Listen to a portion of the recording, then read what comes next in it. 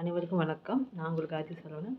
இன்றைக்கி வந்து நாடி சுத்தி பிராணாயாமம் பற்றி பார்ப்போம். நாடி சுத்தி பிராணாயாமம் அப்படின்னா இது வந்து ஒரு மூச்சு பயிற்சி. இது வந்து நம்ம ரெகுலராக செய்ய செய்ய நம்ம உடம்பில் உள்ள அனைத்து நரம்புகள் வந்து பலப்படுகின்றன.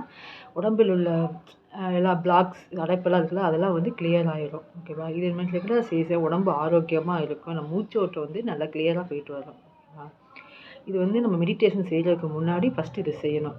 செஞ்சுட்டா நம்ம உடம்பில் உள்ள எல்லா பிளாக்ஸ் அடைப்பு எல்லாமே கிளியர் ஆகிடும். நம்ம நல்லா மூச்சு விட்டு மெடிடேஷன் பண்ணுறதுக்கு இது உதவியாக இருக்கும். இப்போ இது வந்து எப்படி செய்கிறது அப்படின்னு பார்த்தோம்னா, ஃபஸ்ட்டு வேறு எனக்கு சிம்பிளானது ஆனால் அற்புதமான பலன்கள் இருக்குது. எப்படின்னா, ஃபஸ்ட்டு வந்து அந்த கட்டை விரல் வச்சுங்க, அது பக்கத்தில் இருக்க 2 விரலை மடக்கிக்கோங்க. இப்படி இருக்கா? இதை வந்து இப்போ ஒரு பக்கம் மூக்கை அடைச்சிக்கங்க, ஒரு பக்கம் மூச்சை இழுங்க. எழுதிட்டு இந்த சைடு இந்த மோதிர விரலை வச்சு இந்த சைடு அடைச்சிக்கிட்டு அந்த மூச்சை விடணும். மறுபடியும் இந்த மூச்சை அதே சைடு இழுக்கணும்.